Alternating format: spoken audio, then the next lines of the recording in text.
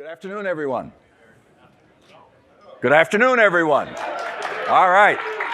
The break worked. You got a little life back in you. That's good.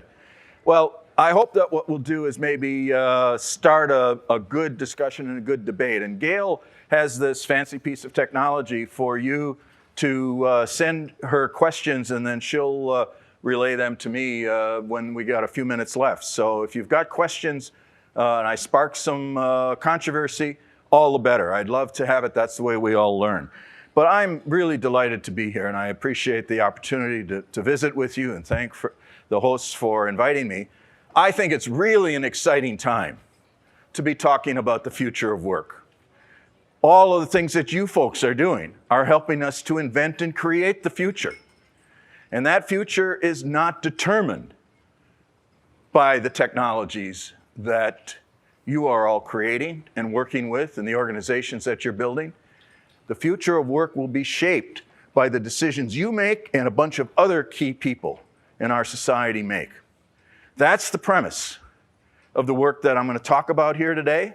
That's the premise of a group at MIT I'm part of called the Task Force on Work of the Future. It's created by the president and the provost of MIT. I'm going to talk about what we're thinking and what we're finding. And then I want to engage you in this call to action. Because if we don't manage this well, then the kind of divisions that we see in our society today, this tinderbox is going to explode. It's going to get worse before it gets better. We all know and we feel the tensions in our society, the divisions, the social divisions, the concerns that our children or grandchildren, in my case perhaps, are not going to be able to do as well as we did and have the opportunities and the job and career potential that we all have been able to thrive on. We know that we got a big income inequality problem that's not sustainable in this society. We know that there's so much anger and frustration that people who have been caught in this winners and losers scenario are now expressing and have expressed over the last several years, not only in the United States, but in Brexit, in England, in the polarization that we see in Europe. All of these are part of the challenges we face. If we don't handle the emerging technologies, AI and all of its associated new developments well, if we have another generation of winners and losers, we will have hell to pay greater than what we have now. But that's not inevitable. I think we can do something about it, but we've got to face this reality. And let me just give you one picture that I think, for me, captures the challenges that we face today. My wife accuses me of never being able to leave home without this one, because no matter what group I'm talking to, it illustrates more than anything how we need to restore a social contract at work, how we need to use our skills and our technologies and our ingenuity to create a better working environment for all.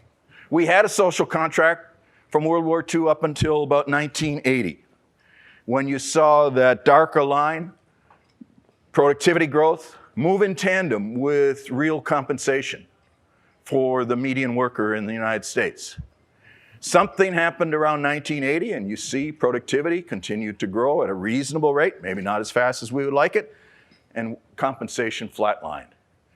This, my friends, is why so many people feel that they have been left behind. This is why they feel, yes, the economy seems to be getting better, but they don't seem to be sharing in it. And that's the challenge. And that challenge is one that many groups in society now are beginning to face. So the good news is that there's a lot of positive action stirring to address these issues, starting with the workforce. We've done research in our group at MIT showing that there's increased restlessness in the workforce, a voice gap that workers express not only on compensation issues, but on harassment and respect and dignity and voice in the technologies that will affect their future job. The majority of workers want more of a voice on these issues. And they're looking for new forms of representation. increased interest in unions, and alternative mechanisms that are emerging around the country. So the workforce is beginning to speak up in our survey data, but they're also speaking up in the real world out there. You all remember what happened at Google in November, where workers around the world walked out in protest over an agreement around compensating people accused of sexual harassment. And they expanded that set of demands for improved treatment of social harassment to ending forced arbitration of their disputes, to having workers on the board of directors. They illustrate, and they're not union members. This was not an organized bargaining process. This was a spontaneous walkout that said, we want to change what's going on in this society. And I could give you countless more examples. Even the business community now. Some of you will have read that about 3 weeks ago, the Business Roundtable finally recanted the notion that corporations are only responsible for maximizing shareholder value and said, we have a responsibility now in this world for our suppliers, for our employees, for our communities, and for the climate. I applaud that statement. It's our job. It's our job to make sure that we put that statement to work and make it work effectively for all. Labor, whoops. We'll go back and do this. How's that one? Many people have written off the labor movement, but they did so as well about 1929 and 1930. And look what happened. Labor is trying to reinvent itself, both within the labor movement and these new forms, like the Google employees, like people at our Walmart who use artificial intelligence tools and machine learning to try to provide information to workers at Walmart. Groups like that around the country are emerging, and we're seeing a resurgence in new ways of using technology and the ability to collaborate together to raise workers' voices. And I think that's part of what's happening not only in the United States, but elsewhere. And finally, in education. At MIT, I mentioned, we have this task force on work of the future that was created by our president, Raphael Reif, and Marty Schmidt, our provost. And in Raphael's terms, which you can read there, he's saying basically that, yes, automation is going to transform work, but it's up to us to figure out how to make it an inclusive process so that we have a more broadly shared prosperity. And he has challenged us in this task force to address 3 questions. First, how are emerging technologies going to change the skill mix, and how do we make sure that the workforce is prepared with the skills for the work of the future? Secondly, how do we use these technologies, not just to replace workers or to get rid of them or to go to a workless society, but to augment work? And I'm going to say a lot about that in a few moments, how we can do that, so that workers can share in the benefits. And that's the third point. He wants us to address what changes in our practices, education, business, labor, government, our institutions are needed in order to make sure that technology helps to create a more inclusive society and a more broadly shared prosperity. Those are the tasks. This is a great group of people, about 20 faculty members and a large group of graduate students and others across the Institute, AI specialists in CSAIL, engineers, experts in robotics and other technologies, economists, political scientists, anthropologists, and about 6 of us from the School of Management. And we've been charged to address these 3 questions. Now, I don't speak for the task force. What I'm going to present, I'm going to say some things about an emerging set of findings here in a moment, but these views that I'm expressing will be my own. I've learned. I was the chair of the faculty at MIT for 2 years. It was a great experience. But I learned from that, if you bring 20 faculty members into any meeting at MIT and you give them one question or one problem, you're going to get about 40 different points of view. So I don't speak for the task force. We're working hard to put a good report together and use a lot of media to get the word out. Well, here's some of our early findings. This was just presented in Washington, the National Press Club, by our leaders of the task force. And so This is just to frame the discussion for the next year of putting meat on the bones of these findings and to produce recommendations that make sense for addressing those three questions. But the first thing is that in order to understand what's happening, we have to go beyond all these silly and wildly varying predictions about the future. How many jobs are going to go away? Of course we'll lose some jobs. How many new jobs are we going to create? Of course we'll create some new jobs. But nobody knows the right numbers. Nobody can predict them. You got wild predictions in all kinds of directions. That's not the right debate. We want to shift that debate. We want to be proactive. We want to engage you in the process of figuring out how do we deal with these technologies and how do we make them more meaningful to larger numbers of people. So the second point here is really critical, and this really will come as a surprise to many people. And this is shared by our best economists working on this and all of us on the task force, that the real challenge here is not necessarily the quantity or the shortage of jobs coming forward, but it's the quality of jobs, especially the quality of jobs for people who don't have advanced education. And that's the problem that we've got to address. That's the problem we have to use to change our institutions so we are prepared for dealing with the technologies of the future. And we're going to put a lot of energy into that process, starting with education and training. There's a lot of innovation going on. Apprenticeship programs, community colleges, middle skill development, vocational schools, and four-year schools, four-year colleges like MIT using open learning and online teaching. I teach an online course on shaping the future of work, and we have a growing number of courses like that in the technical fields. We've got to revolutionize education so that it reaches beyond the campus of MIT and gets that information out to workers and employers and entrepreneurs and people all around the world so that they can use that knowledge to help shape the future of work. But that's not enough. Everybody talks about training when we talk about the future of work. That's a necessary, but not a sufficient condition. We also have to recognize that we have to get at the essence of how technology is designed, what you do every day in your daily work.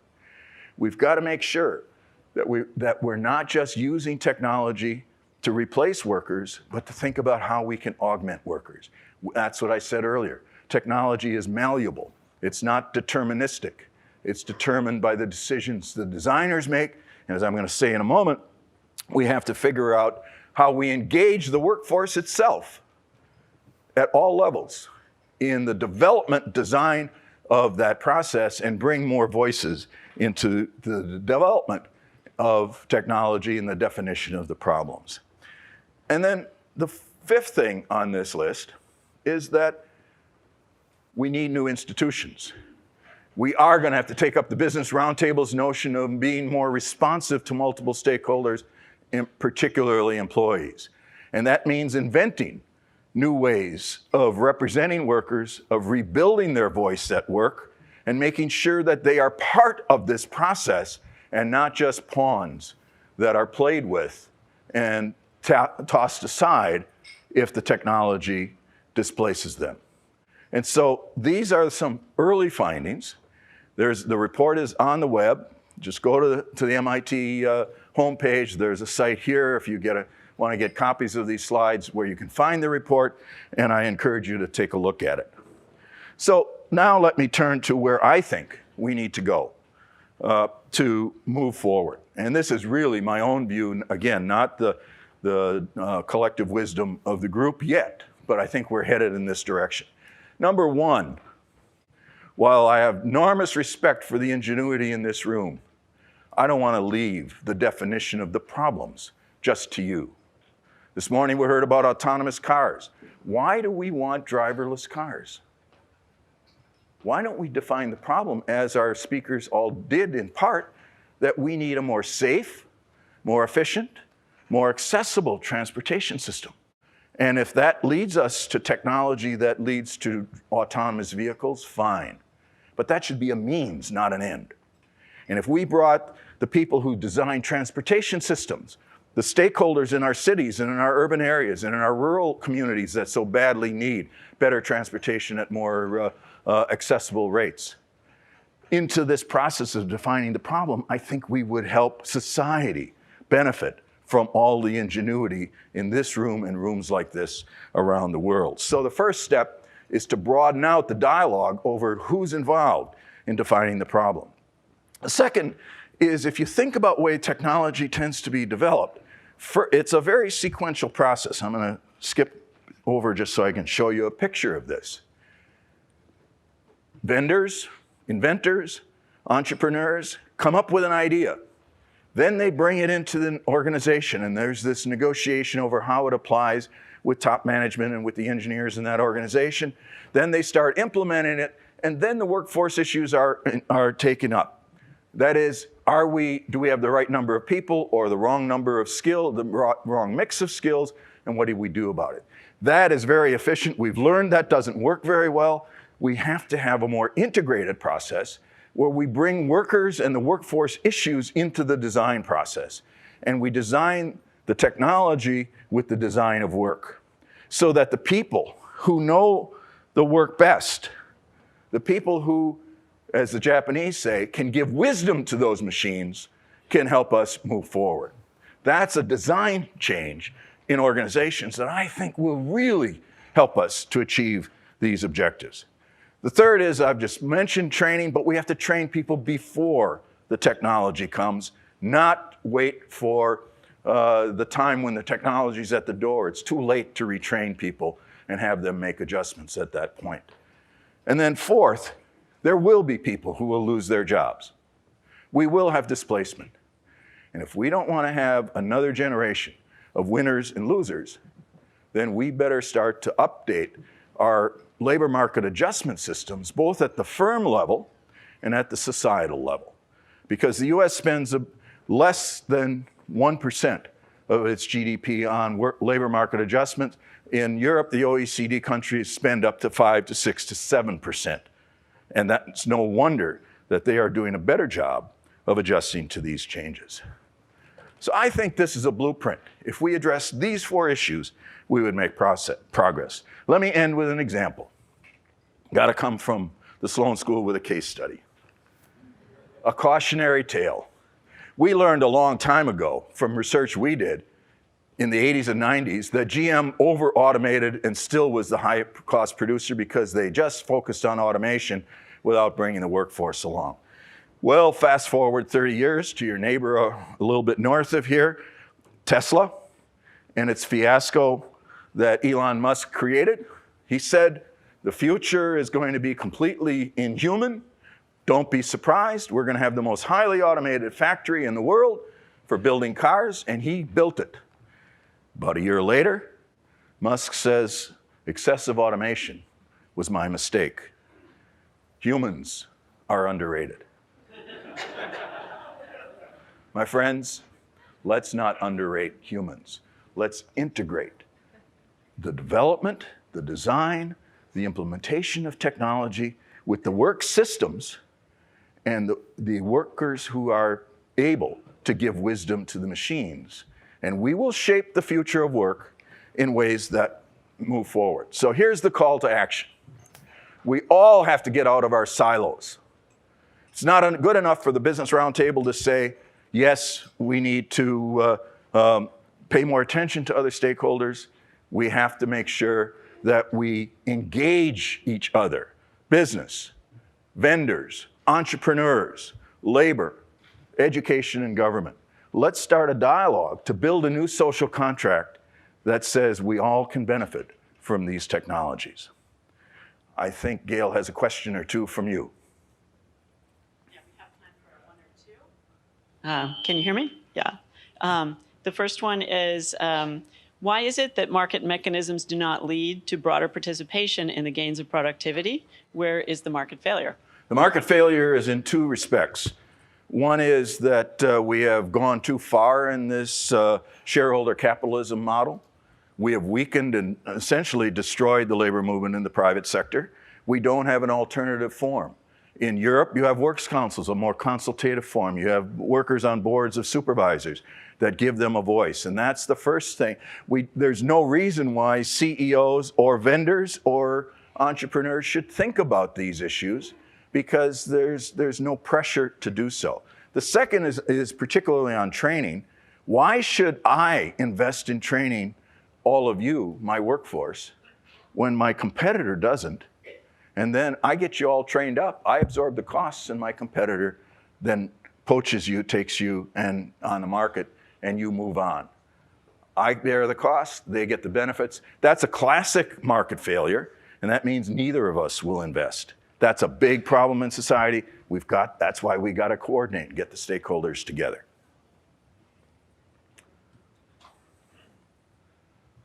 So last one.